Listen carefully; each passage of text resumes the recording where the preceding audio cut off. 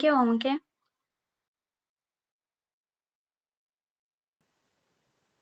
জি ma'am. আমরা জি, জি বলেন।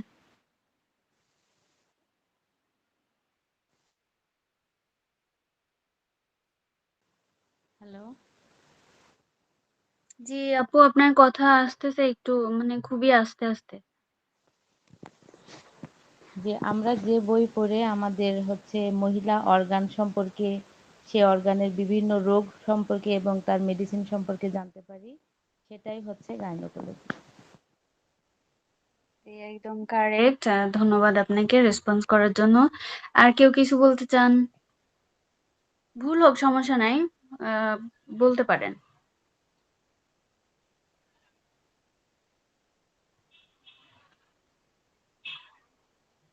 একটু দ্রুত বলার চেষ্টা করি আমরা। আচ্ছা, কেউ মনে হয় বলতে চাচ্ছে না। আচ্ছা, ঠিক আছে।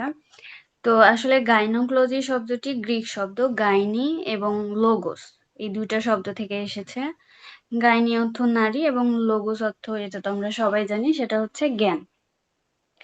এটি চিকিৎসা বিজ্ঞানের সেই বিশেষ শাখা যা মানে নারীদের প্রজনন তন্ত্রের রোগ, হরমোনজনিত সমস্যা এবং শারীরিক গঠন নিয়ে কাজ করে।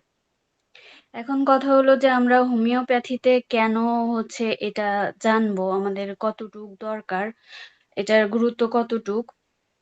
আমরা সবাই জানি যে হোমিওপ্যাথি হচ্ছে ব্যক্তি স্বাতন্ত্র্যতাকে প্রাধান্য দেয়, ইন্ডিভিজুয়ালাইজেশন যেটাকে বলে। তো নারী রোগীদের ক্ষেত্রে তাদের মাসিক বা হরমোনজনিত লক্ষণগুলো ওষুধ নির্বাচনের ক্ষেত্রে আমাদেরকে অনেকাংশেই সাহায্য করে। অনেক ক্ষেত্রে জরায়ু টিউমার বা ওভারিয়ান সিস্ট, গাইনোকোলজির যদি সঠিক জ্ঞান আমাদের না থাকে, সেক্ষেত্রে কিন্তু আমরা সঠিকভাবে হোমিওপ্যাথিক যে মেডিসিন ওটা সিলেকশন করতে পারবো না। আর যদি অপারেশনের দরকার হয় সেক্ষেত্রেও আমাদেরকে অনেকাংশে সাহায্য করে। সেই জন্য আমাদের জ্ঞানটা আগে দরকার গাইনোকোলজি সম্পর্কে। আর আরেকটা জিনিস হচ্ছে, আমরা তো জানি যে হোমিওপ্যাথি মানুষের physical level, mental level, emotional level সবকিছুতেই সব লক্ষণ নিয়েই তারপরে হোমিওপ্যাথিক মেডিসিন আমরা সিলেকশন করি। তো সেক্ষেত্রেও আমাদের গাইনোকোলজির জ্ঞান থাকা অবশ্যই জরুরি। আপনাদের বুঝতে কোথাও সমস্যা হলে বলবেন অবশ্যই। আর আমার কথা কি শুনতে পাচ্ছেন কিনা একটু বলবেন। জি ম্যাম, শোনা যাচ্ছে। ঠিক আছে, ধন্যবাদ। আপনি ছাড়া অন্য কেউ তো কথা বলতেছেন না, সবাই একটু রেসপন্স করেন প্লিজ। আসসালামু আলাইকুম। ওয়ালাইকুম জি, আসসালাম। জি, যুক্ত আছি বলুন। জি, ধন্যবাদ আপনাকে।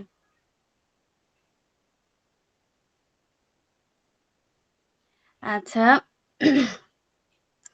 তারপরে এটার আরেকটা বিষয় হচ্ছে যে অবস্টেট্রিক্স অংশটা, যেটা মূলত অবস্টেট্রিক্সটা হচ্ছে মা এবং অনাগত শিশুর যে স্বাস্থ্যর বিষয়ে যে জ্ঞানটা, সেটাকে অবস্টেট্রিক্স বলে।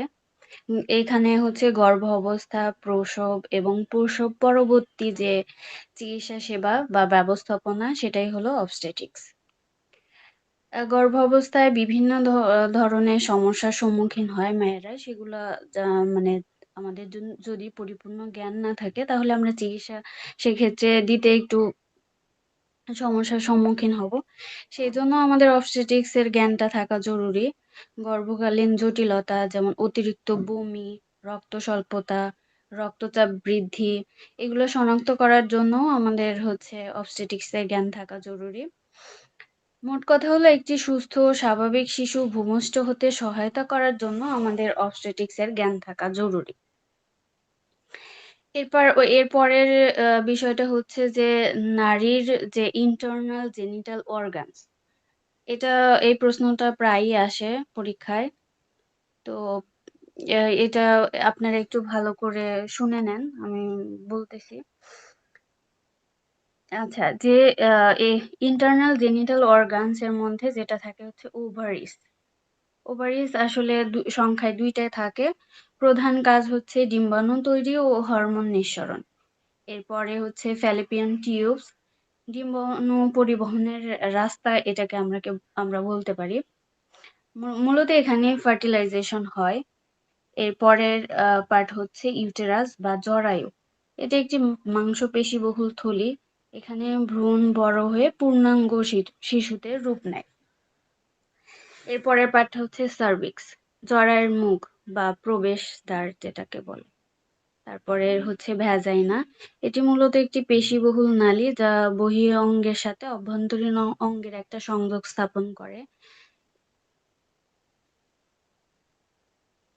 আপনারা কি বুঝতে পারতেছেন আমার কথা? জি ম্যাডাম, শুনতে জি পাচ্ছি। জি, ধন্যবাদ। আচ্ছা, এরপরের যে বিষয়টা সেটা হচ্ছে পিউবার্টি বা বয়ঃসন্ধিকাল। এটি আসলে কোনো রোগ নয়, এটি জীবনের একটি রূপান্তর আমরা বলতে পারি। এটা কখন ঘটে? মস্তিষ্কের হাইপোথ্যালামাস যখন সক্রিয় হয় তখন শরীরের হরমোনের যেটাকে বলে জোয়ার আসে, সেটাকেই বলে হচ্ছে পিউবার্টি বা বয়ঃসন্ধিকাল।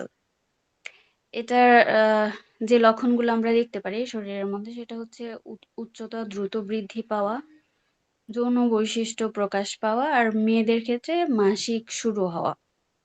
এ সময় অনেক কিশোর-কিশোরীর মানসিক দ্বন্দ্বে ভোগে। একজন চিকিৎসক হিসাবে আমাদের সঠিক কাউন্সেলিং করার জন্য যে জ্ঞানটা দরকার, সেটার জন্য আমাদের পিউবার্টি সম্পর্কে একটা ভালো ধারণা থাকা উচিত। আচ্ছা, তারপরে হচ্ছে ফ্যালোপিয়ান টিউব বা ডিম্বর নালী। একে প্রজনন তন্ত্রের মিলন স্থল বলা হয়। এর হচ্ছে অংশসমূহ যেটা থাকে হলো ইন্টারস্টিশিয়াল ইসথমাস, অ্যাম্পুলা, ইনফ্যান্ডিবুলাম। আচ্ছা, এর কাজ হচ্ছে ডিম্বাণুকে কুড়িয়ে নেওয়া, শুক্রাণু ও ডিম্বাণুর মিলনে সাহায্য করা আর নিষিক্ত ডিম্বাণুকে পুষ্টি দিয়ে জরায়ুতে পৌঁছে দেওয়া। যদি টিউবে ব্লক থাকে তবে বন্ধ্যাত্ব হয়, আবার যদি ভ্রূণ জরায়ুতে না গিয়ে টিউবেই বড় হতে শুরু করে তাকে একটোপিক প্রেগন্যান্সি বলে, যা খুবই ঝুঁকিপূর্ণ। তো আমরা এতটুকু যেটা বলতে পারি, গাইনোকোলজি ও অবস্টেট্রিক্স কেবল যে বইয়ে পড়বো এটা বিষয় না, আমাদের প্র্যাকটিক্যাল যে ট্রিটমেন্ট দেওয়ার সময় আসলে এই ধাপগুলো ভালোভাবে যদি আমরা জানতে পারি, বুঝতে পারি, কিংবা জ্ঞান অর্জন করি, তাহলে আমরা হোমিওপ্যাথিক ট্রিটমেন্ট দিতে গেলে আমাদের অনেকাংশে হেল্প করবে। আচ্ছা, আপনারা একটু রেসপন্স করেন, যদি বুঝতে অসুবিধা হয় তাহলে বলেন। আমি একটু আপনাদের কাছ থেকে শুনতে চাচ্ছি। কারো কোনো কথা থাকলে বলেন।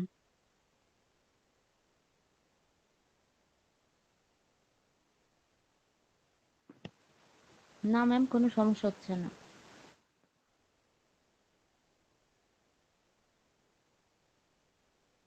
ঠিক আছে, ধন্যবাদ। বুঝতে পারতেছেন সবাই? জি ম্যাডাম, কথা শুনতে সমস্যা হচ্ছে না, বোঝা যাচ্ছে না, বুঝতে পারছি। আচ্ছা, শুনতে সমস্যা না সেটা জিজ্ঞেস করি নাই, মানে আমি যে বলতেছি বিষয়গুলো ওগুলো বুঝতে পারতেছেন কিনা। হ্যাঁ, বোঝা যাচ্ছে ম্যাডাম, বুঝতে পারছি। আচ্ছা, ঠিক আছে, ধন্যবাদ আপনাকে। তো আমরা একজন আমাকে বলেন যে পিউবার্টি আসলে কি?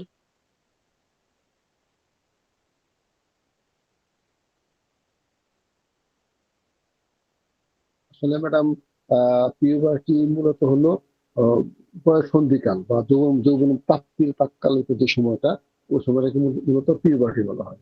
এবং এটা হলো হরমোন জনিত ঘটনা এখানে আছে। হরমোনের একটা ওইটা আমার এখন মনে নেই, বলতে বলতে পারতেছি না। তো হরমোনের একটা আগমন ঘটে এখানে। তো এখানে শারীরিক মানসিক কিছু পরিবর্তন আসে। ওই সময়টাই ম্যাডাম পিউবার্টি।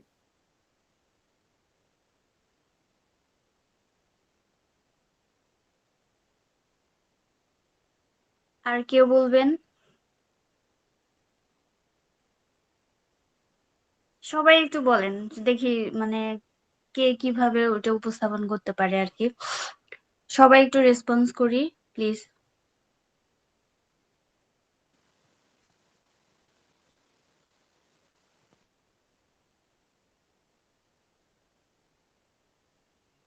দ্রুত, আমাদের হাতে সময় কম। বলেন, সমস্যা নাই। সরি ম্যাম, আমি এই প্রশ্নটা খেয়াল করিনি ম্যাম। হ্যালো।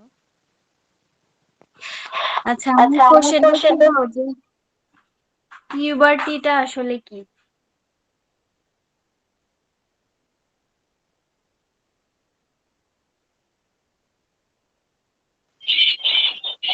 আসসালামাইকুম, প্রশ্নটা কি আছে?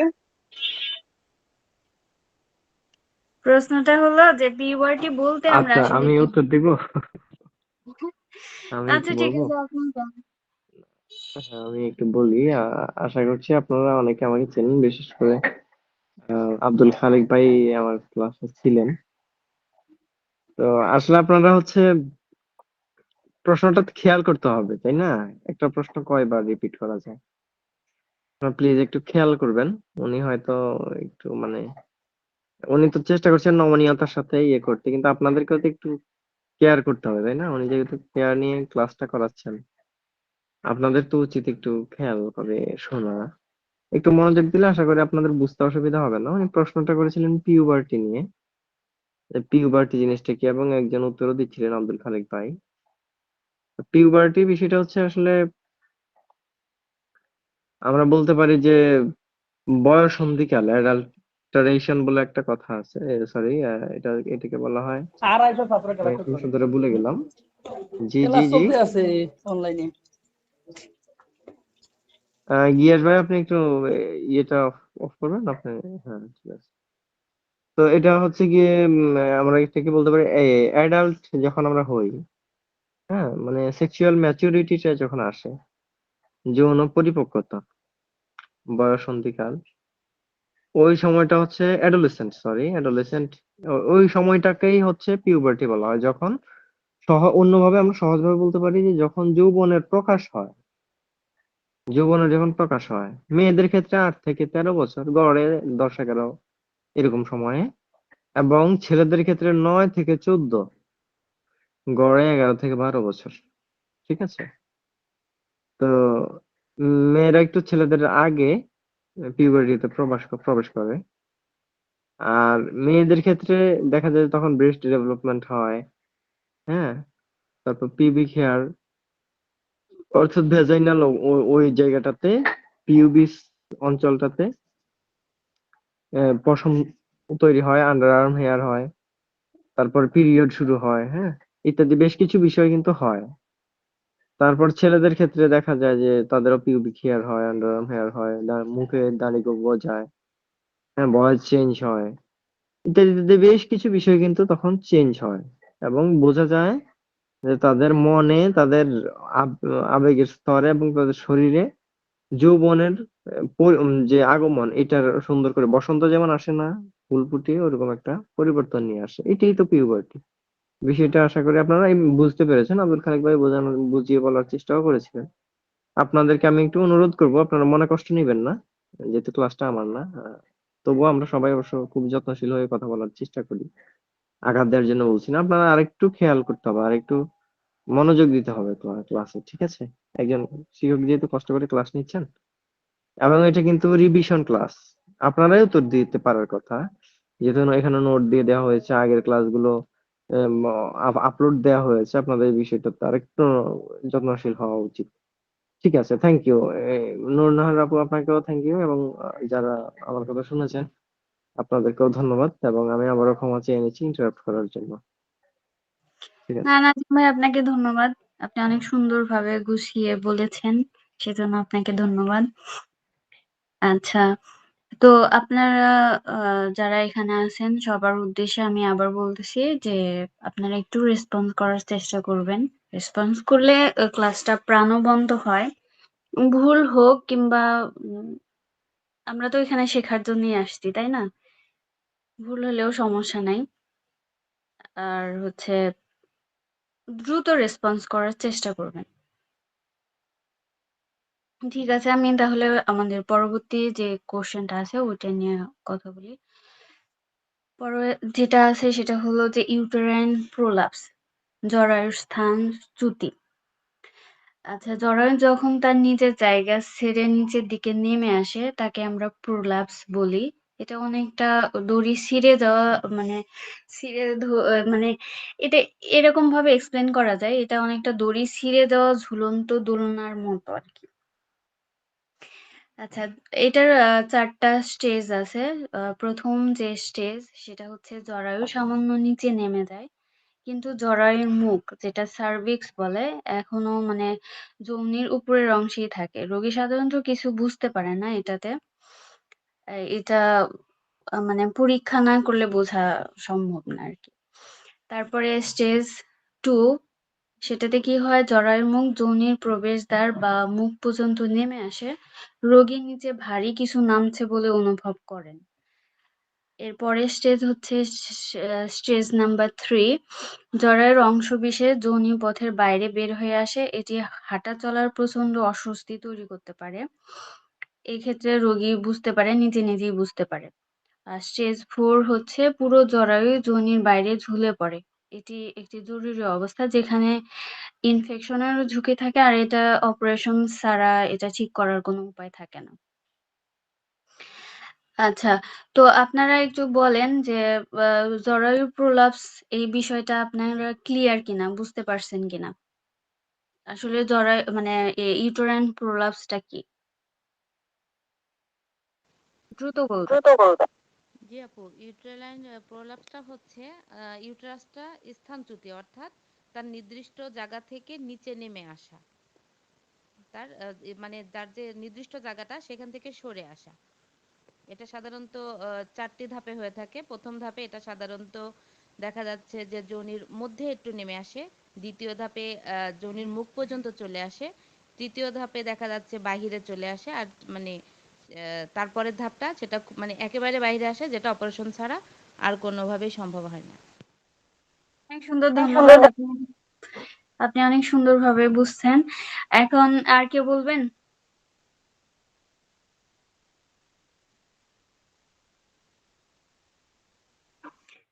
হ্যাঁ, আমি একটু বলি নাকি, যদি অনুমতি দেন আপনি একটু। বলেন, আপনি বলেন, ঠিক আছে বলেন। আচ্ছা, এখানে বিষয়টা হচ্ছে ওই স্টেজটা তো আপনি বলেছেনই, আমি আর দিতে বলতে চাই না ভাবে প্রয়োজন নেই। আমি শুধু ওই প্রলাপসটা নিয়ে বলি। প্রলাপস শুধু ইউটেরাইন প্রলাপস না, আর বিভিন্ন জায়গায় প্রলাপসটা হয়। তো বিশেষ করে আমরা খুব কমন ভাবে জানি দুইটা প্রলাপস, একটা হচ্ছে ইউটেরাইন প্রলাপস আর একটা হচ্ছে রেকটাল প্রলাপস। হ্যাঁ, অর্থাৎ রেকটামটাও সেম ভাবে নেমে আসে। ঠিক আছে? তো আসলে এই যে বিশেষ করে ইউটেরাসের ক্ষেত্রে এগুলো একটা লিগামেন্ট দিয়ে যে কোনো আমাদের এই অঙ্গগুলো কিন্তু বিভিন্ন ভাবে এরা বিভিন্ন লিগামেন্ট দিয়ে এরা থাকে, সংযুক্ত থাকে, একটা নিজের অবস্থানে এরা থাকে। ঠিক আছে? তো যখন এই লিগামেন্ট গুলো ঢিলে হয়ে যায়, তাদের যে ইলাস্টিসিটি এটা যখন নষ্ট হয়ে যায়, অর্থাৎ রাবারে যতক্ষণ পর্যন্ত রাবার টাইট থাকে ততক্ষণ পর্যন্ত আমাদের প্যান্ট ট্যান্ট বাচ্চাদের প্যান্ট টাইট থাকে। যখন রাবার ঢিলা হয়ে যায় তখন এটা কিন্তু পড়ে যায়। ঠিক আছে? এক হাত দিয়ে ধরে রাখতে হয়। এখন পেটের অভ্যন্তরে তো আর এভাবে এক হাত দিয়ে ধরে রাখা সম্ভব না, যার কারণে আমাদের বা ধরে রাখা সম্ভব হলো, যাই হোক এটা তার স্থান থেকে সরে যায়, নিচেই নামে। এই কারণে যেহেতু গ্র্যাভিটির কারণে এটা নিচের দিকে একটা সবকিছুকে, গ্র্যাভিটি পৃথিবীর কেন্দ্র তার নিজের দিকে টানে, এই জন্য এটা নিচের দিকে পড়ে। ঠিক আছে? নয়তো এটা অন্যদিকে যাইতো, অর্থাৎ এটা তার নিজের জায়গায় থাকতে পারে না, স্টেবল না আর কি, ইলাস্টিসিটিটা নষ্ট হয়ে যায়। তো এই ক্ষেত্রে আমাদের হোমিওপ্যাথিতে আমরা ওষুধপত্র দিলে তাতে হয় কি, তার ভাইটাল ফোর্স শক্তিশালী হয়ে এই ইলাস্টিসিটি আবার ফিরিয়ে আনে। ঠিক আছে? এবং এরকম কেস খুব বেশি, বিশেষ করে রেকটাল প্রোলাপস আমাদের বিভিন্ন ডায়রিয়ার কেসে আমরা দেখবো, যেমন অ্যালোসাকট্রিনা, এপিসমেল, ফসফরাস সহ এরকম বেশ কিছু ডায়রিয়ার ক্ষেত্রে আমরা দেখবো যে বই আমরা লেখা পাই হারিস বেরিয়ে যাওয়া। হারিস, হারিস মানে এখানে বোঝানো হয় মলদারটাই বের হয়ে আসে। ঠিক আছে? এই হচ্ছে আমাদের বিষয় আর কি। যদিও বিষয়টা এখানে আশা করি আপনারা সবাই এই বিষয়টা জানেন, এবং আপু আগেও পড়িয়েছেন। ক্লাসগুলো আপনারা আরেকবার শুনবেন, আগের ক্লাসগুলো, এবং নোট যেহেতু দেওয়া আছে।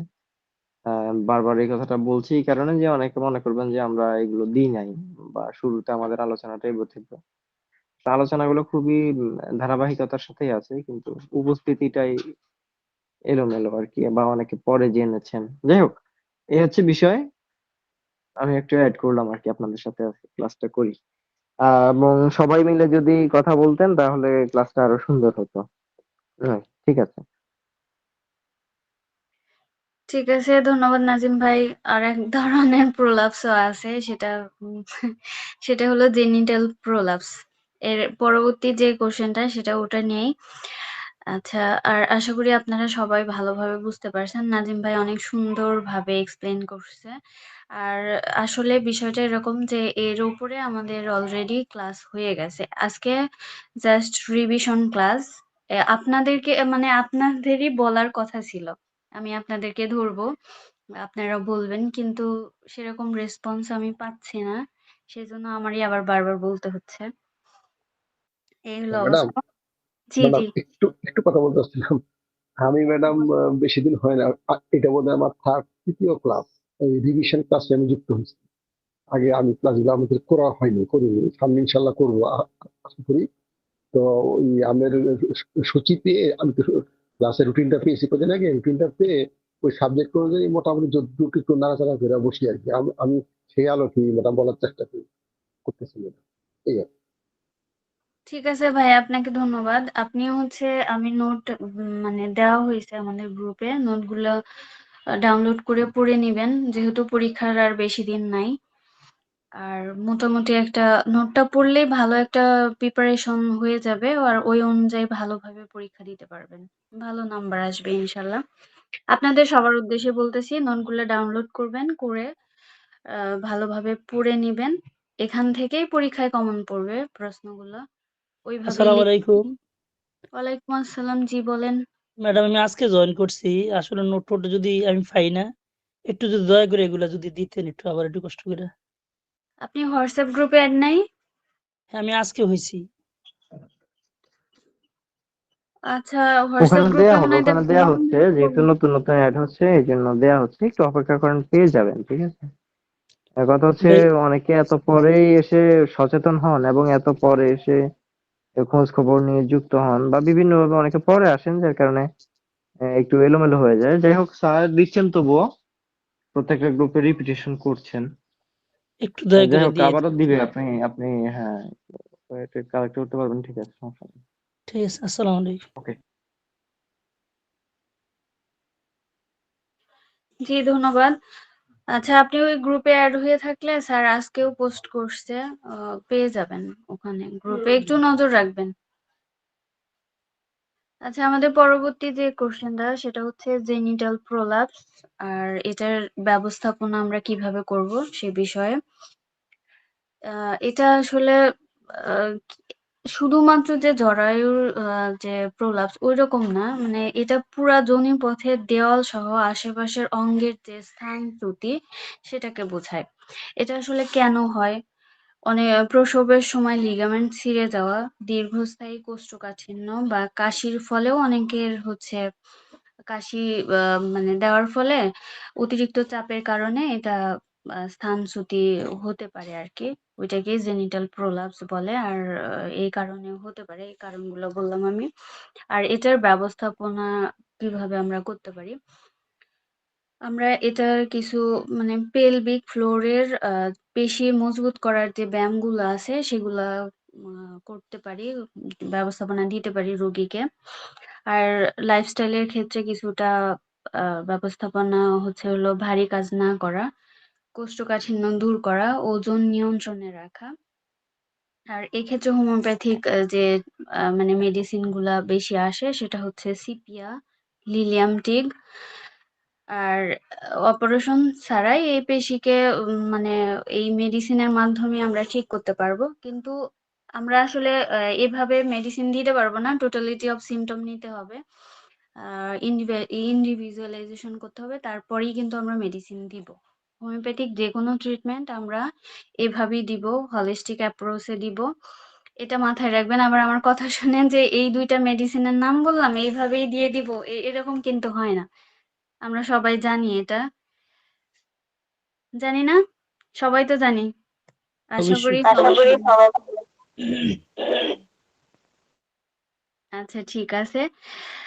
তো আপনারা এটা বুঝতে পারছেন, এই কোশ্চেনের উত্তরটা বুঝতে পারছেন? হ্যাঁ, জি ম্যাডাম। ঠিক আছে, ধন্যবাদ। আচ্ছা, তাহলে পরবর্তী কোশ্চেনের উত্তরে যাচ্ছি। পরবর্তী যে কোশ্চেনটা আসে সেটা হচ্ছে প্লাসেন্টা প্রিভিয়া। যে প্লাসেন্টাটা কি আসলে, আপনারা বলেন তো দেখি। এটা হচ্ছে গর্ভফুল। আপনি একটু জোরে বললে ভালো হইতো। এটা গর্ভফুল মানে বাচ্চাদের যে গর্ভফুল আর কি যেটাকে বলে প্লাসেন্টা। এক্স্যাক্টলি, ধন্যবাদ আপনাকে। আচ্ছা নাজিম ভাই, এই এই প্রসঙ্গে আপনি কিছু বলতে চাইলে বলতে পারেন, আর একটু বিস্তারিত বলতে চাইলে না, বলতে আমি পারেন। আমি আমি কি বলবো, ওই মাহফুজা আপু তো দেখলাম উনি ভালো রেসপন্স করেন। হ্যাঁ হ্যাঁ, উনি অনেক ভালো তো পড়াশোনা করছে হ্যাঁ, মনে হচ্ছে। আমার রেসপন্সের পরে আমি আর কি বলবো, আমার একটু দেখে ভালো লাগছে আসলে। তো ওনারাই হচ্ছে গিয়ে রেসপন্স করলে খুব ভালো মানায় আর কি। এই জন্য আমি একটু পড়ে শুনছি আর কি। ঠিক আছে। এবং কোথাও যদি আমি মনে করি, আমি যদি মনে করি যে একটু বলা প্রয়োজন বা আমি একটু বলতে পারবো, সেখানে আমি বলবো আর কি, সমস্যা নেই। আপনারা হচ্ছে আলোচনা করেন, হ্যাঁ। ঠিক আমি আছি, আছে, আপনারা এটা নিয়ে আরো কথা বলেন না, পরে আমি বলবো আচ্ছা আচ্ছা, ঠিক ইনশাল্লাহ। আছে। আচ্ছা, তো আপু যেটা বলছে ওটা একদম ঠিক। বাচ্চা হওয়ার আগে যে ফুল ফুলটাকে প্লাসেন্টা বলে। যদি জরায়ুর নিচের দিকে থাকে, অর্থাৎ জরায়ুর মুখে থাকে, তাকে প্লাসেন্টা প্রিভিয়া বলে আর কি। এটার কয়েকটা প্রকারভেদ আছে। ফুল জরায়ুর মুখ পুরোটা ঢেকে রাখলে এটা আসলে অপারেশন ছাড়া তখন আর কোনো উপায় থাকে না। আর আরেকটা হবে হলো পার্শিয়াল, অর্ধেকটা ঢেকে রাখে, সেটাকে হচ্ছে পার্শিয়াল বলে। আর হচ্ছে মার্জিনাল, ঠিক মুখের কিনারায় থাকে যেটা, সেটাকে মার্জিনাল বলে। আর আরেকটা হচ্ছে লো লাইন, মুখের কাছে থাকে কিন্তু ঢেকে রাখে না জরায়ুকে। আচ্ছা, এটার যে লক্ষণটা আমরা পাবো সেটা হচ্ছে আহ গর্ভ অবস্থার শেষের দিকে হঠাৎ যে ব্যথাহীন যে রক্তপাত হয়, এটার প্রধান লক্ষণ হলো এটা। গর্ভাবস্থার শেষের দিকে হঠাৎ ব্যথাহীন যে রক্তপাত হওয়া, এটার মাধ্যমে আমরা অনেক সময় বুঝতে পারবো যে এটা আসলে প্লাসেন্টা প্রিভিয়া কিনা। আচ্ছা, এর পরের যে প্রশ্নটা সেটা হচ্ছে জরায়ুর গ্রীবার ক্ষয়, যেটাকে সার্ভিক্যাল ইরোশন বলে। আমি আমি আগের প্রসঙ্গটা নিয়ে একটু বলি প্লিজ। হ্যাঁ। হ্যাঁ হ্যাঁ, সেটা অবশ্যই হচ্ছে আমাদের বলেন। আমাদের এটাকে আমরা, মানে আমি আসলে যেটুকু জানি আর কি, আমি তো মেয়ে মানুষ না। কিন্তু পড়াশোনাতে যেটুকু আমি বুঝি সেটা হচ্ছে যে আমাদের গর্ভের ক্ষেত্রে প্রথমে আগে বাচ্চাটা বের হয় বা সন্তান আগে জন্মগ্রহণ করে, তারপরে ফুলের হিসেবটা পরে আসছে আর কি। হ্যাঁ। এখন যে মুখ দিয়ে, অর্থাৎ যে দরজা দিয়ে বাচ্চাটা আসবে, সেখানেই যদি গর্ভফুল এসে আটকে থাকে, মানে গর্ভফুলের অবস্থানটা যদি ওখানে থাকে, অর্থাৎ দরজাটাই সিরিয়াল করে দেয়া হয়, তাহলে বাচ্চাটা হবে কিভাবে? এখন আমরা অনেকে কিছু কুসংস্কারে থাকি, আমাদের ধর্মীয় জ্ঞানেরও যথেষ্ট পরিমাণ স্বল্পতা আছে। হুম। ডাক্তারের ক্ষেত্রে ফতোয়া সাধারণ না, ডাক্তারের ক্ষেত্রে ফতোয়া হচ্ছে খাস।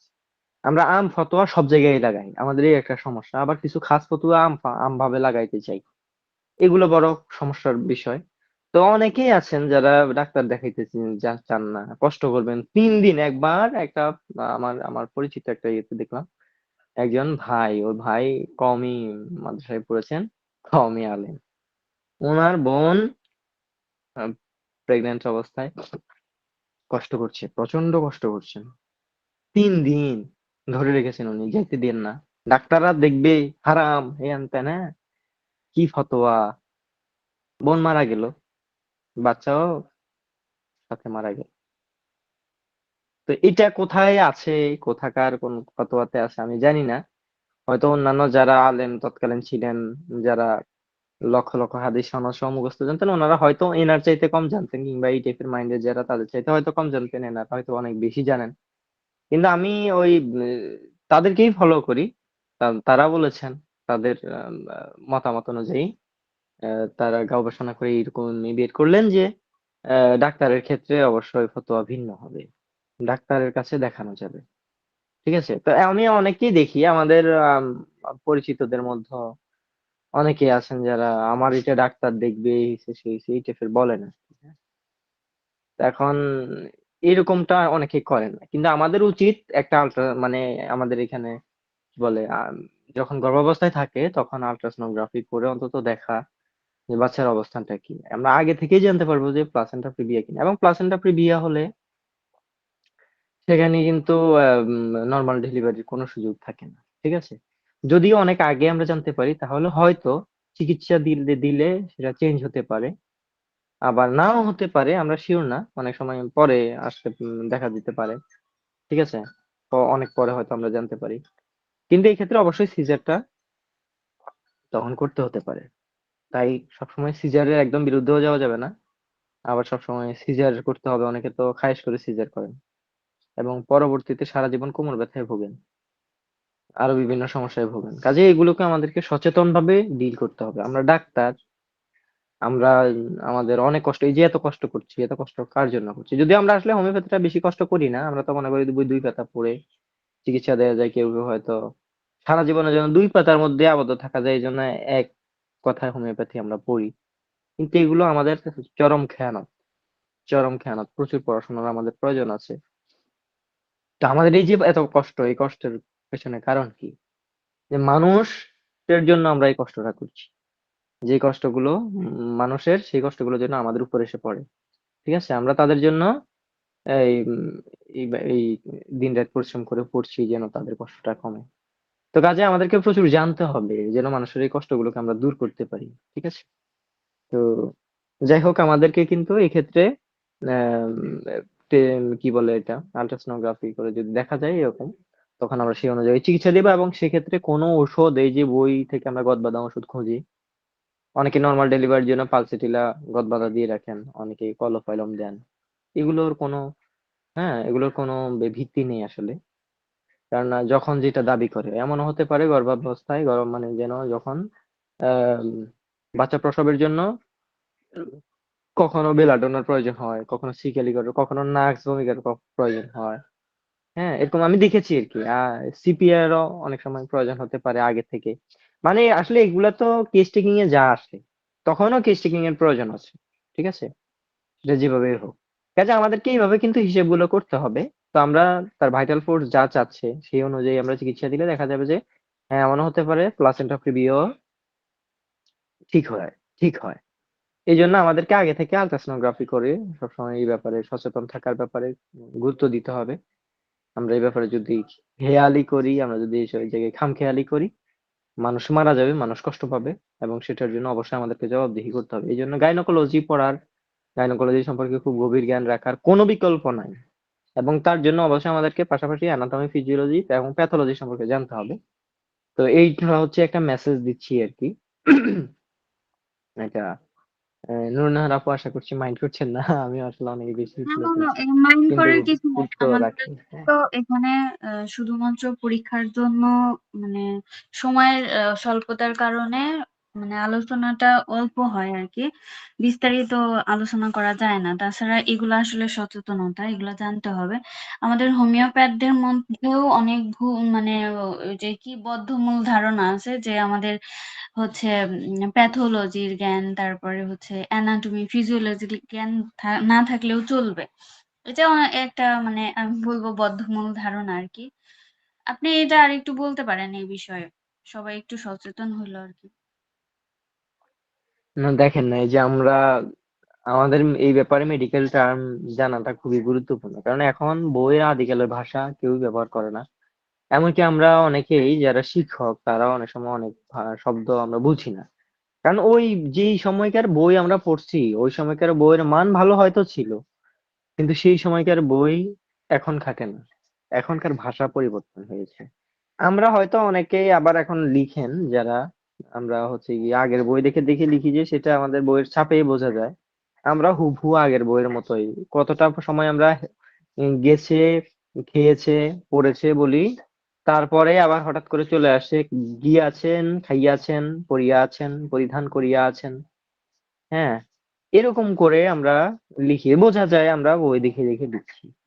তা আমরা আসলে মানে অনেক পিছিয়ে আছি, অনেক পিছিয়ে আছি। দেখেন এই যে আমাদের ক্লাস হচ্ছে, আমরা উদ্যোগ নিয়ে ক্লাস করাচ্ছি, আমাদের অসংখ্য টিচার, হ্যাঁ মানে অনেকেই এরকম কাজ করে যাচ্ছে নির্লস, কিন্তু উপস্থিতি কয়জন? তো উপস্থিতিটা কি প্রমাণ করে? যে আমাদের আশা মানে আগ্রহটা নেই শেখার ব্যাপারে। হ্যাঁ, তো আমাদের আগ্রহ না থাকা, তো আমি তাহলে এই যে আমাদের অনেকেই আছেন খুবই আল্লাহ ভক্ত, নামাজ কালাম পড়েন, তা আপনি নামাজ কালাম পড়ছেন ওটা আপনার জন্য, কিন্তু বান্দার যে হক আপনি খেয়ানত করছেন সেটার হিসেব কে দিবে? আমরা এইভাবে কখনো নিজেদেরকে নিজেরা প্রশ্ন করি না। যার কারণে হয়, ওই ক্লাস হয়, টিচাররা ক্লাস করেন, এমনও দিন গেছে যেদিন একজন দুইজন এসেছে। অবশ্য তাতে আমাদের কিছুই যায় আসে না, কারণ আমরা অন্তত আমাদের আল্লাহর কাছে জবাব দিতে পারবো যে আল্লাহ, আমি আমার দিক থেকে চেষ্টা করেছি, তারা আসেননি। এবং মানুষের জীবন নিয়ে আমরা কাজ করি, কাজে আমাদের হিসেবটা অনেক বেশি। হাসরের ময়দানে আলেমদের উপরে একটা বুলডোজার যাবে, আমাদের উপর দিয়ে আরেকটা বুলডোজার যাবে, কারণ এক পক্ষ ইমান নিয়েই দায়িত্বে ছিলেন, আরেক পক্ষ জীবন নিয়ে দায়িত্বে ছিলেন। আমরা জীবন নিয়ে দায়িত্বে আছি, আমাদের অনেক কঠিন হিসেব আমাদেরকে কিন্তু দিতে হবে। ঠিক আছে, একটা মানুষ যদি আমার দুর্বলতার কারণে, আমার গোয়ালতনের কারণে যদি আহ সে মারা যায়, এই খুনের দায় আমার নিতে হবে, এবং খুনির যে শাস্তি, আমার সেই শাস্তি আল্লাহ দরবারে হবে, দুনিয়াতে যাই হোক না হোক। কাজে আমাদের এই ব্যাপারে আরো সচেতন হওয়া উচিত। তো এই হচ্ছে বিষয় আর কি, আমাদের আসলে সচেতন হওয়ার কোনো বিকল্প নাই, যতই যাই বলি। দেখেন আমাদের মেট আমেরিকার আলোচনা খুব হয় অনলাইনে, যত ক্লাস হয় বেশিরভাগই মেট আমেরিকা ভিত্তিক। কিন্তু যদি আমি গাইনোকোলজি যদি নাই জানলাম, তো আমি মেট আমেরিকাটা প্রয়োগ করব কোথায়? তাই না? আমাদেরকে তো অবশ্যই এই বিষয়গুলো জানা দরকার। আমরা যদি অর্গানন না জানার কারণে আমরা সবাই কেস টেকিং কেমনে করতে হয় এটা জিগাই।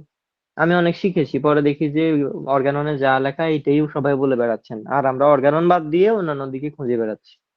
দেখা হয় নাই ওই কি বলে, ওই চক্ষু মেলিয়া ঘর হতে বাইরে দুই পা ফেলিয়া, একটি ধানের শীষের উপর একটি শিশির বিন্দু, ওইরকম অবস্থা আমাদের। যাই হোক, নূর নাহার আপা, আরো ইয়ে আছে, আপনি আলোচনা করেন, আমি আছি শুনছি, এই আর কি। ঠিক আছে, সময় তো খুব বেশি নেই। ঠিক আছে নাজিম ভাই, ধন্যবাদ আপনাকে। আশা করি সবাই ভালোভাবে বুঝতে পারতেছেন। নাজিম ভাই অনেক সুন্দরভাবে বলছে। আচ্ছা, এখানে কারো কোনো কোশ্চেন আছে কিনা? থাকলে বলতে পারেন।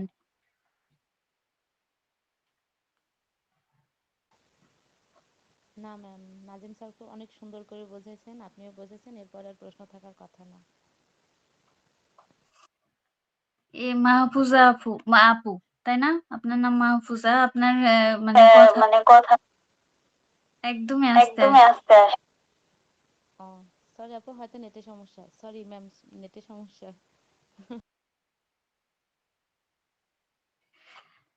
আচ্ছা, সমস্যা নাই। তারপরে পরবর্তী যে কোশ্চেনটা সেটা হলো যে জরায়ুর গ্রীবার ক্ষয়, সার্ভিক্যাল ইরোশন।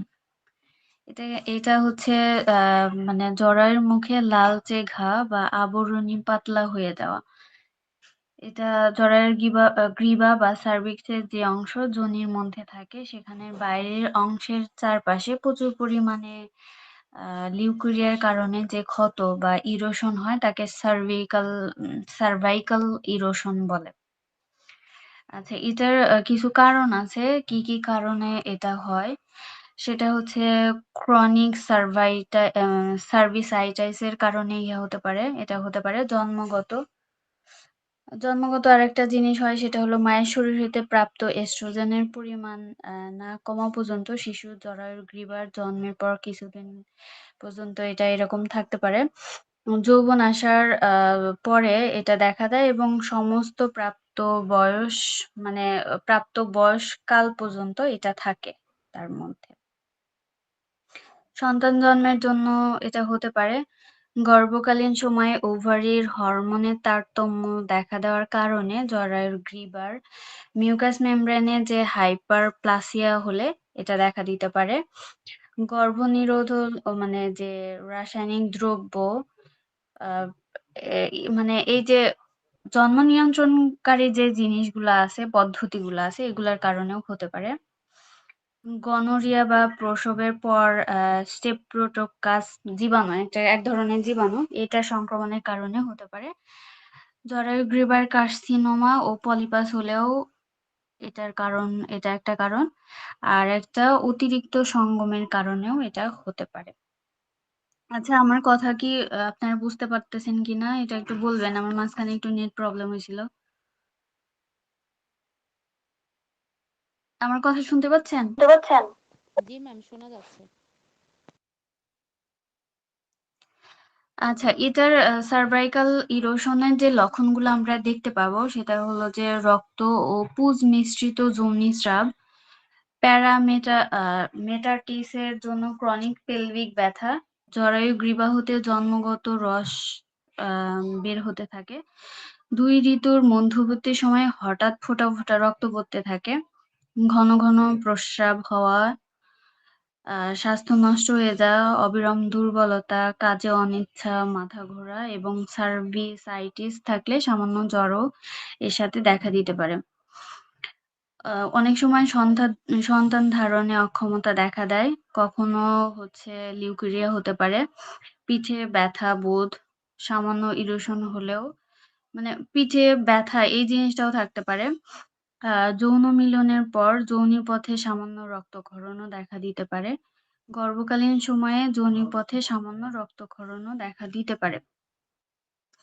ইনফেকশন পরবর্তী পর্যায়ে জরায়ু, যোনি, ইউরেথ্রা প্রভৃতি অংশে মানে এই জিনিসটা ছড়িয়ে যেতে পারে।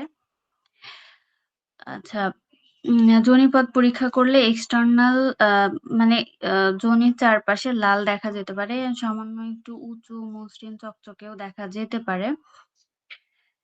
আচ্ছা, আপনারা এখানে এটা কি বুঝতে পারছেন?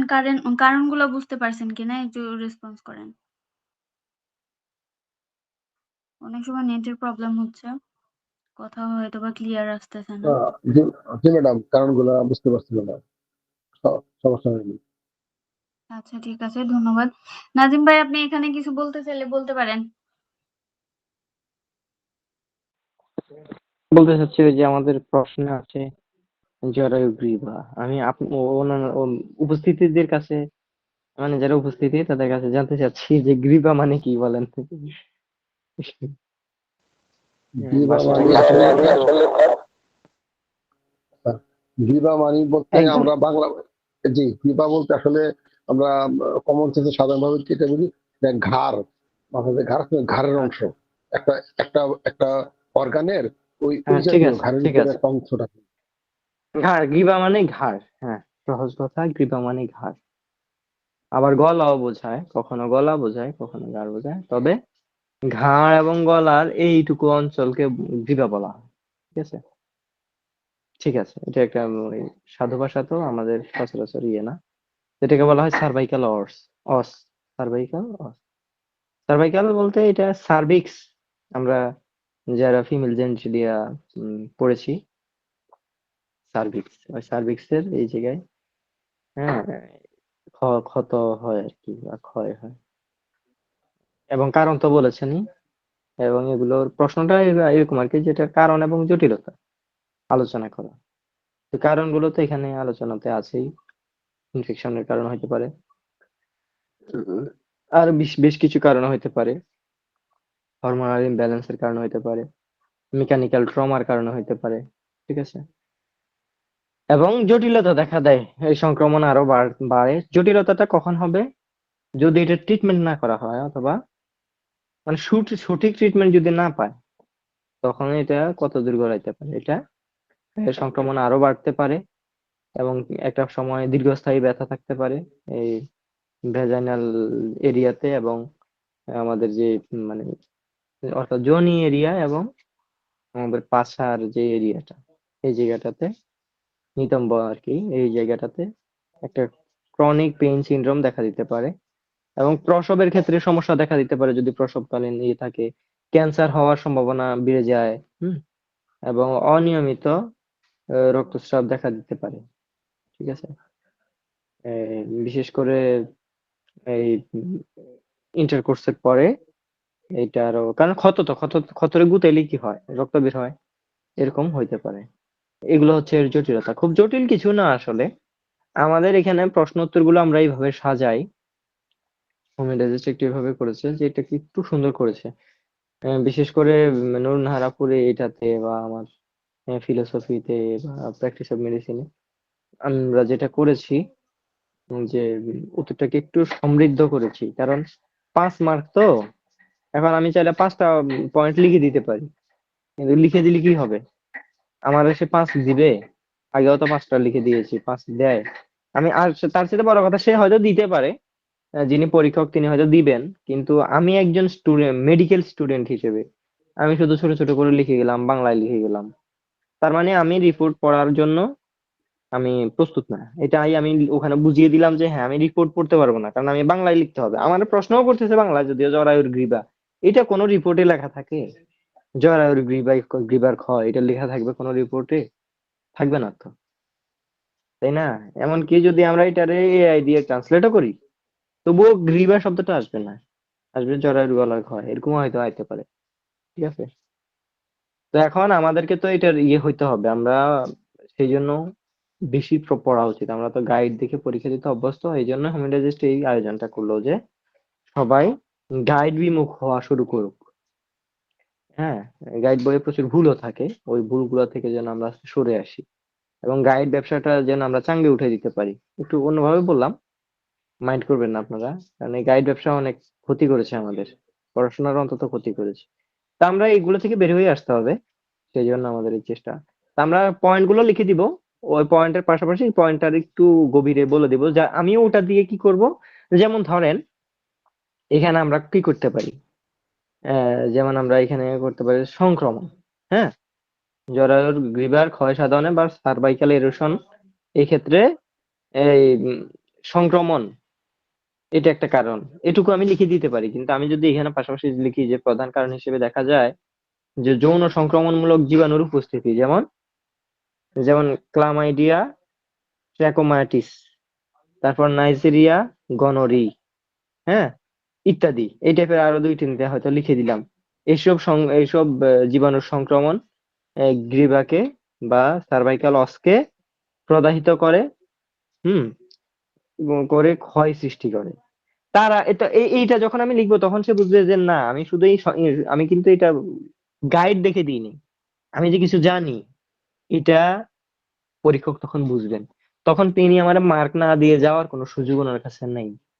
ঠিক আছে? এবং এটা যেই দেখুক সে বুঝবে যে না, এখানে কিন্তু এই ছেলেটা বা এই শিক্ষার্থী মার্ক পাওয়ার যোগ্য সে।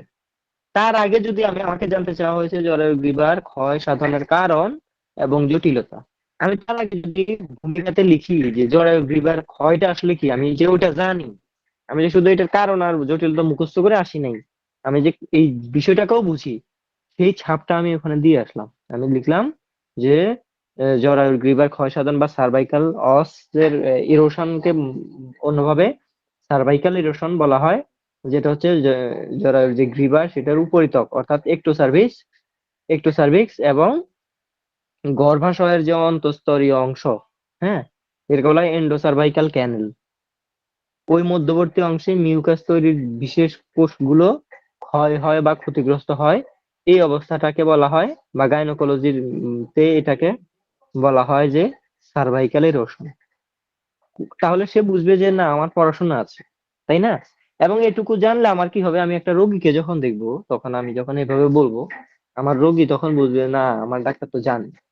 কিন্তু শুরুতে আমি যদি বলি যে ভাই আমি এগুলো বুঝি না, আপনি আমার বলেন আপনার কি কি সিমটম, আমি ওইটা লিখি, তাহলে সে প্রথমে বুঝে নিবে যে এই ডাক্তার বেশি জানে না। এবং অ্যালোপ্যাথরা আমাদেরকে যে ডাক্তার লিখতে পারবে না বলে, কেন বলে? কারণ আমাদের যোগ্যতা যে নাই, এটা ওরাও জানে, আমরাও জানি। আমরা যেমন জানি ওরাও জানে, এই জন্য এরকম করে। এই জন্য আমাদের আমাদের সামনের প্রজন্ম এমন হওয়া উচিত যে অ্যালোপ্যাথরা যেন আমাদের সাথে কথা বলতে এই জন্য ভয় পায়। ঠিক আছে? এত পরিমাণ যেন আমাদের পড়াশোনা থাকে, এমন থাকা উচিত। তাদের সাথে পাঙ্গা নেওয়ার জন্য না, শুধু আমরা ভালো ডাক্তার হওয়ার জন্য আমাদের এটা করা উচিত। আমরা পারি না, কিন্তু চেষ্টা করলে আমরা ইনশাল্লাহ ওদের চাইতেও ভালো করবো ইনশাল্লাহ। ঠিক আছে? এই এটা হচ্ছে বিষয়। আহ, এই জন্য আমাদের এই আলোচনাগুলো। এবং আপনারা এটাতে অংশ নিচ্ছেন, আলহামদুলিল্লাহ। আপনাদের যারা পরিচিত আছেন তাদেরকেও বলুন। পাশাপাশি পরীক্ষার পরেই পড়ার কিন্তু শেষ না, পরীক্ষার পর আমরা 4th ইয়ারে যাব। তখনও আমাদের পড়াশোনার দরকার আছে, তো হোমিওডাইজেস্ট বর্ষভিত্তিক ক্লাস করাবে ইনশাআল্লাহ পরীক্ষার পরে। সেই ক্লাসগুলো তো আপনারা অংশ নিবেন ইনশাআল্লাহ। নইলে এটার জন্য আপনারা যেভাবে শিখতে পারেন শিখেন, হোমিওডাইজেস্ট থেকে না শিখেন অন্য জায়গা থেকে শিখেন, শিখেন নিজেও শিখতে পারেন, কিন্তু না শিখলে হবে কি, আল্লাহর কাছে অন্তত দায় দিবেন। ঠিক আছে, কেউ জানুক বা না জানুক আল্লাহকে কিন্তু ফাঁকি দেওয়ার কোনো সুযোগ নেই। এটাই হচ্ছে বিষয়। আমরা একজন ডাক্তার হিসেবে আমাদের মানবিক গুণাবলী, নৈতিকতা আমাদের মধ্যে থাকা উচিত। এই জন্য এই এতগুলো কথা বলা আর কি, আপনারা মনে কিছু নিবেন না। যাই হোক, সামনে আগান। নুরুন্নাহার আপু, আমাদের তো সময় খুব বেশি নেই। ঠিক আছে নাজিম ভাই, আশা করি কেউ কিছু মনে করবে না, কারণ এখানে সবাই আসছে শিখতে। উদ্দেশ্যটাই হচ্ছে শেখা, আর হচ্ছে হোমিওপ্যাথির কল্যাণে কাজ করা, রোগীর জন্য কাজ করা, মানুষের জন্য কাজ করা। তো আচ্ছা, হ্যাঁ, এরপর ওটাই আসলে অনেকে হয়তো মনে করবেন যে যে নাজিমুদ্দিন হচ্ছে গিয়ে পণ্ডিতি ফলাইতেছে, আমার ঘরে খালি ওয়াজ করতেছে, আসলে তা না। কিংবা আমি মহান হওয়ার জন্য বলতেছি তা না। আমাদেরকে আমাদের টিচাররা এইভাবে বলেন, তারা যে মহান হওয়ার জন্য বলছেন তা না। আমরা সবাই মিলে চাচ্ছি কি, আমাদের যে জ্ঞাতি গোষ্ঠী অর্থাৎ হোমিওপ্যাথ, আমরা সবাই জ্ঞাতি ভাই, ঠিক আছে? এই পুরো আমাদের জ্ঞাতি গোষ্ঠী যেন অন্য কারো আঙ্গুলের নিচে না পড়ি, আঙ্গুলের সামনে না পড়ি, আমাদের দিকে আঙ্গুল তাক করে যেন কেউ কোনো একটা কথা না বলতে পারে। এই জন্যই এই সচেতনতা, এই জন্যই এত কথা। ঠিক আছে, এটা হচ্ছে বড় কথা। অন্তত হাসর দিন যেন আমরা, বা দুনিয়াতে আমরা যেন সম্মানের সাথে বাঁচি, হাসর দিন আমরা যেন সম্মানের সাথে থাকি। এই একটা মহান দায়িত্ব যেন আমরা ঠিক মতো পালন করে যেতে পারি। এই জন্য সবাই সবার জন্য দোয়া রাখবেন, অবশ্যই মনে কষ্ট নেই কিছু নেই। ঠিক আছে, কন্টিনিউ করা যায়। এক্স্যাক্টলি। আর হচ্ছে আমরা আমাদের মধ্যে তো এমনিতেই হোমিওপ্যাথ হিসেবে হীনমন্যতায় ভুগতে হয়, অনেকের মধ্যেই আছে এটা। কারণ আমরা একটা জিনিস সমাজে প্রচলিত আছে, সেটা হলো যে আমরা হোমিওপ্যাথরা অ্যানাটমি, ফিজিওলজি, প্যাথোলজি এগুলো বুঝি না, জানি না। এগুলো না জেনেই আমরা হচ্ছে চিকিৎসা দিই মানুষকে। আশা করি কেউ মন খারাপ করবেন না, সবার উদ্দেশ্য থাকবে শেখার আর মানুষের সেবা করার। আচ্ছা, এখন যে পরবর্তী যে কোশ্চেনটা, সেটা হলো যে মাসিক ঋতুচক্র, যেটাকে মেনস্ট্রুয়াল সাইকেল বলে। তো এই সম্পর্কে আপনাদের কাছ থেকে আমি আগে শুনবো কার কি ধারণা আছে, তারপরে আমি বলবো। সবাই বলবেন, সবাই রেসপন্স করবেন।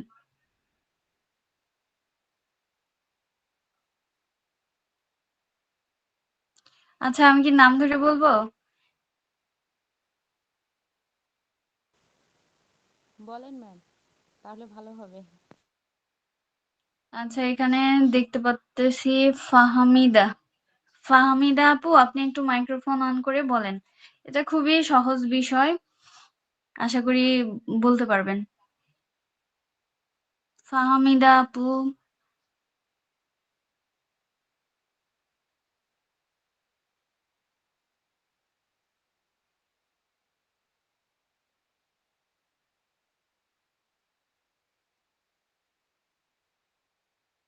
আচ্ছা, আপনি কি শুনতে পাচ্ছেন ফাহামিদা আপু?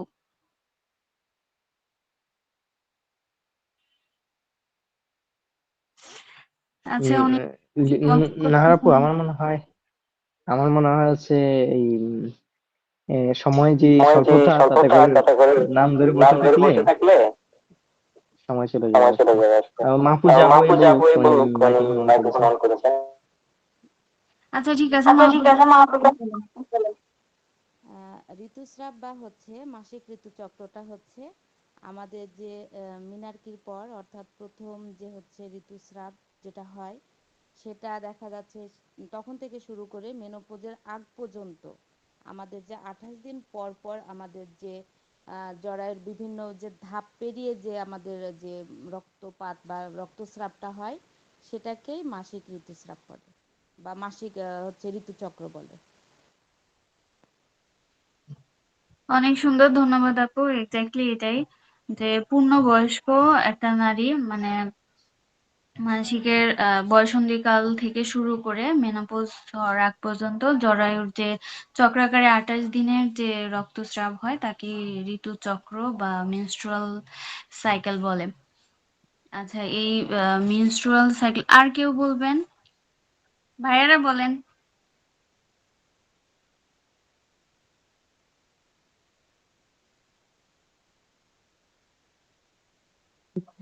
ভাইরা সম্ভবত এটা বলতে অভ্যস্ত না, স্বাচ্ছন্দ্য বোধ করেন না। কিন্তু এটা অথচ আমাদের কিন্তু একজন এটা চিকিৎসক খুবই হিসেবে, জরুরি, কারণ আপনার কাছে যে একজন শুধুমাত্র পুরুষ রোগী আসবে তা কিন্তু না, আপনার কাছে মহিলা রোগীও আসবে। আপনি তখন তার কেস টেকিং করার সময় আপনাকে জানতে হবে না? অবশ্যই জানতে হবে। আর নারী রোগী আসলে তাকে ওই মানে এটা আগেই জিজ্ঞেস করতে হয় যে আপনার পিরিয়ডের কোনো প্রবলেম আছে কিনা। হ্যাঁ, ফলো আপের ক্ষেত্রে এটাকে খুবই খেয়াল রাখতে হয়, কারণ এইটা সহ আরো বেশ কিছু বিষয় আছে যেগুলো কতটা মেনটেন হচ্ছে সেটার উপর নির্ভর করে আমার ওষুধ কিরকম কাজ করছে। আর একটা কথা আমি সবসময় বলি, সেটা হলো আমার রোগীর ক্ষেত্রেও আমি বলি, সেটা যে ডাক্তার আর হচ্ছে উকিল, এই দুইটা মানুষের কাছে কখনো কথা লুকাইতে হয় না। এখন আপনি ডাক্তার হিসেবে আপনি নিজেই যদি লজ্জা পান, আপনার মধ্যে যদি সংকোচ থাকে যে আমি এগুলা জিজ্ঞেস করব কিভাবে, একজন পুরুষ হিসেবে একজন নারীকে এই কোশ্চেন গুলা কিভাবে করব, তাহলে তো ভাই হবে না এখানে। আচ্ছা, যাই হোক। তো এই যে মাসিকের যে ঋতুচক্র, ঋতুস্রাব যে হয় 28 দিনের যে সাইকেলটা, এটার কিছু মানে অস্বাভাবিকতা দেখা যায়। এটার কিছু কিছু নাম আছে। আহ সেটাকে মানে পরীক্ষায় এই প্রশ্নটা। জি। নুরুন আপু, আমি এটা আমি একটু বলি। আমাদের আচ্ছা, আচ্ছা। এটার পর আপনি কিন্তু আর আলোচনা করতে পারবেন না, হ্যাঁ, কারণ হচ্ছে 43 অলরেডি বাজে। ঠিক আছে, আচ্ছা, বলেন আমি আপনি আপনার স্টুডেন্ট হিসেবে আমি উত্তরটা দিই, তারপরে ক্লাস ক্লোজ হবে ইনশাল্লাহ। তো সেটা হচ্ছে আমাদের প্রশ্নটা, আমি যদি ভুল না করি, প্রশ্নটা হচ্ছে যে মাসিক ঋতুচক্র বলতে কি বোঝো এবং এর ধাপ সমূহ উল্লেখ করো। হুম। তো মাসিক ঋতুস্রাব আমরা তো জানি যে এটা হচ্ছে একটা একটা জৈবিক প্রক্রিয়া এবং নিয়মিত রেগুলার জৈবিক প্রক্রিয়া, যা প্রজননক্ষম বয়সী নারীদের জরায়ু এবং ডিম্বাশয় অর্থাৎ ইউটেরাস এবং ওভারির মধ্যে সংঘটিত হয়। এবং এই চক্রের মাধ্যমে জরায়ু বা জ- একটা নারী হচ্ছে গর্ভধারণের জন্য প্রস্তুতি গ্রহণ করে আর কি। এবং এই গর্ভধারণ না হলে জরায়ুর যে অস্থায়ী স্তর, সেটা বিচ্ছিন্ন হয়, সেটা ভাঙে এবং যোনি দিয়ে এই রক্ত সহ এগুলা নির্গত হয়। এবং এটা হচ্ছে এটাকে আমরা মাসিক বলি, কেউ পিরিয়ড বলি, কেউ ঋতুস্রাব বলি, ঠিক আছে, কেউ শুধু ঋতু বলি। তো এটা সাধারণত এই চক্রটা হচ্ছে, এই টোটাল চক্রটা, সাইকেলটা হচ্ছে 28 দিনের, গড়ে 28 দিনের। কিন্তু এরপরও এটা 21 থেকে 35 দিনের মধ্যে এটা ধরতে হয়, কারণ এক একজনের এক এক রকম হতে পারে। তবে স্ট্যান্ডার্ডটা হচ্ছে 28 দিন। আর যদি 21 দিনও হয় সেটাকেও আমরা স্বাভাবিক ধরতে হবে। যদি নিয়মিত তার 21 দিন হয় তাহলে ওটা স্বাভাবিক। যাই হোক, তো আমাদের এই পিরিয়ড বা মাসিক চক্রের, ঋতুচক্রের কয়েকটা ধাপ আছে, 4টা ধাপ আছে। প্রথম একটা হচ্ছে মেনস্ট্রুয়াল ফেজ। ঠিক আছে, এটা হচ্ছে মেনস্ট্রুয়াল ফেজ হচ্ছে যে 3 থেকে 7 দিন স্থায়ী হয়। এবং এই সময়টাতে ওই যে জরায়ুর যে অস্থায়ী স্তর অর্থাৎ এন্ডোমেট্রিয়াম, জরায়ুতে 3টা স্তর থাকে। উম হচ্ছে একটা হচ্ছে এন্ডোমেট্রিয়াম, একদম সবচেয়ে ভেতরটা, মাঝখানটা হচ্ছে মায়োমেট্রিয়াম, এবং সবচেয়ে উপরেরটার আমার এই মুহূর্তে নাম মনে পড়ছে না। ঠিক আছে, ঠিক আছে। তো তো পেরিমেট্রিয়াম, হ্যাঁ, পেরিমেট্রিয়াম। ঠিক আছে, থ্যাংক ইউ। তো এটা হচ্ছে এই এন্ডোমেট্রিয়ামটা কিন্তু ভেঙে তারপরে ওইটাই বের হয়, সাথে রক্ত বের হয়। এবং ওই সময় যে একদম স্প্যাজম হয়, তাতে করে খুব ব্যথা হয়। ঠিক আছে, তবে নর্মাল সুস্থ ইয়েতে কিন্তু এই পেইন থাকার কথা না আর কি, পেইনটা থাকে না। যাই হোক, আহ, এরপরে এটা যখন শেষ হয় তারপরে হয় ফলিকুলার ফেজ, এবং ওই সময় হয় কি ডিম্বাণু গঠন হয়। হ্যাঁ, ডিম্বাণু গঠনের প্রস্তুতি বলা যায়। এখানে হচ্ছে ডিম্বাশয় তখন ফলিকল বাড়ে, খুব বৃদ্ধি পায়। এবং এফএইচএইচ অর্থাৎ হচ্ছে ফলিকল স্টিমুলেটিং হরমোন, এটার প্রভাবে একটা ফলিকল হচ্ছে গিয়ে প্রাপ্তবয়স্ক হয়, এবং যার এন্ডোমেট্রিয়াম আবার যেটা ভেঙে গেছিল ওইটা আবার পুনর্গঠিত হয়। এবং এই পর্যায়ে এস্ট্রোজেন হরমোনের স্তরটা খুব বাড়ে। তারপরে আসে ওভালুটারি বা ওভুলেটরি ফেজ। এবং এই সময়টাতে হয় কি, এটা প্রায় 14তম দিনের ক্ষেত্রে এরকম হয় যে লিউটিনাইজিং হরমোন অর্থাৎ এলএইচ বলে এটাকে, এটার হঠাৎ করে বাড়ে। বা এটা বাড়ে বাড়ে এবং হচ্ছে গিয়ে ডিম্বাশয় থেকে প্রাপ্তবয়স্ক যে ফলিকল ফেটে ডিম্বাণু, মানে যে ডিম্বাণুটা থাকে ওটা ফলিকল ফেটে এটা মুক্ত হয়, এবং এইটারে বলা হয় আর কি যে ডিম্বস্খলন প্রক্রিয়া বা ওভুলেশন বলা হয় এটাকে।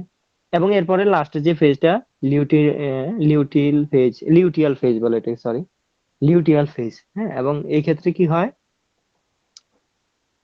এটা হচ্ছে গিয়ে ডিম্বস্খলনের পরে, অর্থাৎ ওই যে ওভুলেটরি ফেজ যেটা আমরা পড়লাম, সেটার পরে যে ফলিকল থেকে কর্পাস লিউটিয়াম, হ্যাঁ, এটা গঠিত হয়, এবং এটা হচ্ছে প্রজেস্টেরন হরমোনের নিঃসরণ করে। প্রজেস্টেরন হরমোন আমরা জানি নারীদের ইস্ট্রোজেন এবং প্রজেস্টেরন, এই দুইটা হরমোন খুব বেশি পরিচিত। এবং প্রজেস্টেরন হরমোন কি করে, জরায়ুর যে এন্ডোমেট্রিয়াম ওইটাকে গর্ভাবস্থার জন্য প্রস্তুত করে, এবং ওই সময় এটা অপেক্ষা করে যে এখানে শুক্রাণু আসে কিনা, আসলে গর্ভধারণ হবে, না হলে কি হয় ওই নির্দিষ্ট সময় পরে আবার হচ্ছে গিয়ে ওই মেনস্ট্রুয়াল ফেজ আসে। হ্যাঁ, তখন আবার এভাবে করে কর্পাস লিউটিয়াম এটা ধ্বংস হয়, প্রজেস্টেরনের স্তর কমে বা মাত্রা কমে, এবং এরপরে মাসিকের সূচনা আবার শুরু হয়, এবং এভাবেই করে চলতে থাকে যতদিন না গর্ভধারণ হয়। এটা হচ্ছে বিষয় আর কি। উম, এই হচ্ছে বিষয়। আমাদের তো সময় ওভার হয়ে গেছে। জি নাজিম ভাই, ধন্যবাদ। আমি এটা বাদ দিতে চাইছিলাম এই কারণে, এটা এসছে পরবর্তী যে কোশ্চেনটা ছিল মাসিকের অনিয়ম, যেটা এই প্রশ্নটা বেশি আসে আর কি, সেজন্য আমি মাঝখানে এটা বলি নাই। না, যাই হোক, এখানে বিষয় হচ্ছে যে আপু, এই আমরা তো আসলে এগুলো সবগুলো তো খুবই গুরুত্বপূর্ণ, এবং এগুলোকে আমরা কভার করতে পারবো না। তো জি নোট তো আছে, নোট সবাই পড়বে ইনশাল্লাহ। আবার ক্লাসগুলো আছে, ক্লাসগুলো তখন শুনতে পারেন ওনারা, ক্লাসগুলো তো আলোচনা হয়েছে। আর সবচেয়ে বড় কথা হচ্ছে সাজেশনটা দেয়া আছে, সাজেশনটা ফলো করলে হয়। কেউ যদি নিজের মতো করে উত্তর বের করতে চায় তাও করতে পারবেন, কিন্তু সাজেশনটা হচ্ছে বড় গুরুত্বপূর্ণ আর কি। এই হচ্ছে বিষয়। আর এগুলোর দ্বারা আমাদের উদ্দেশ্যটা হলো যে সবার মধ্যে একটা স্টিমুলেশন করা আর কি, জাস্ট এটুকুই। ঠিক আছে। আচ্ছা, ঠিক আছে। তাহলে সবাইকে বলি, আমাদের হাতে আর সময় নাই তেমন। তো আপনারা গ্রুপে নোট আছে, তারপরে সাজেশন আছে, ওগুলা ডাউনলোড করবেন, করে সে অনুযায়ী প্রিপারেশন নিবেন। আর হচ্ছে আপনাদের যদি কোথাও বুঝতে অসুবিধা হয়, আপনারা গ্রুপে অবশ্যই আপনার প্রশ্নটা লিখে জানাবেন, সেক্ষেত্রে আমরা উত্তর দেওয়ার চেষ্টা করব। তো সবাইকে ধন্যবাদ, সবার পরীক্ষা ভালো হোক। এটাই আমাদের লাস্ট ক্লাস গাইনোকোলজির উপরে। তো কারো কথা থাকলে বলতে পারেন। জি, ধন্যবাদ ম্যাম। এত সুন্দর ক্লাস আমরা যদি বছরের শুরু থেকে পেতাম তাহলে অন্তত আরো আগায় যেতে পারতাম। তো যাই হোক, ধন্যবাদ আপনাকে, ধন্যবাদ স্যারকে, ধন্যবাদ হোমিও ডাইজেস্টিক সকলকে। ম্যাডাম আমরা তো ইয়ে পাইতেছি না, ম্যাডাম আমরা তো ইয়ে পাইতেছি না, ওই যে সাজেশন পাইতেছি না তো। এটা তো গ্রুপে দেওয়া আছে, আপনি গ্রুপে কই আমি দেখেন। গ্রুপে ঢুকলাম, পাইতেছি না তো। আচ্ছা, যদি না পান তাহলে এক্সট্রা করে আপনি নক দিন, আপনাকে দিয়ে দেওয়া হবে। এটা প্রত্যেকে গ্রুপে অনেক আগে থেকেই দেওয়া। ও, উনি মনে হয় আজকে নতুন জয়েন হয়েছে, তো সেজন্য পাচ্ছে না। হ্যাঁ, আমি আজকে জয়েন হয়েছি। হ্যাঁ আচ্ছা, এটা তো আপনি বলা হয়েছে লগইন গিয়াস ভাই, করুন। পাবেন পাবেন বলা হয়েছে তো, ভাই, এটা আমাকে একটু বলেছি। দয়া করে একটু দিয়ে ভাই, প্লিজ আমাকে একটু দয়া করে দিয়ে খেয়াল করে। আচ্ছা ঠিক আছে। আচ্ছা, আর সবার উদ্দেশ্যে বলবো, আপনারা ওই গ্রুপে অ্যাড আছেন থাকেন। আমাদের আবার পরীক্ষার পরে আবার হচ্ছে নতুন করে ক্লাস হবে, তো আপনারা গ্রুপের দিকে একটু দৃষ্টি রাখবেন সেক্ষেত্রে। তো সবাইকে ধন্যবাদ, সবার পরীক্ষা অনেক ভালো হোক, সবার জন্য শুভকামনা। আসসালামু আলাইকুম, আল্লাহ হাফেজ।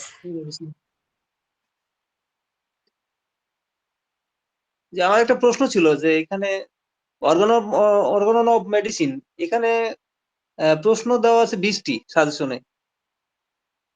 তো এই 20টা পড়লে কি মোটামুটি কমন পাওয়া যাবে, না আরো অধিক পড়তে হবে? এই উত্তরটা আমি দেই, কারণ সাজেশনের ব্যাপারে আমি একটু বেশি ইয়ে করেছি, খাটাখাটনি আছে আমার। তো সেটা হলো যে ভাই, সাজেশনটা দেয়া হলো আপনার যেন পাস মার্কটা উঠে, ঠিক আছে? কারণ আমাদের অনেকেই ওভাবে ইয়ে করে না, অন্তত যেন পরীক্ষার হলে নোটবুক কেউ না নিতে হয়, সেই উদ্দেশ্যে আমাদের করা আর কি, যেন আগে থেকেই পড়ে ভালো মার্ক করে। তো এখানে যে প্রশ্ন উত্তর গুলো আছে এগুলো খুবই মানে আসার সম্ভাবনা অনেক বেশি। আচ্ছা আচ্ছা এগুলোকে ফলো করলে আপনারা পাসটা করবেন।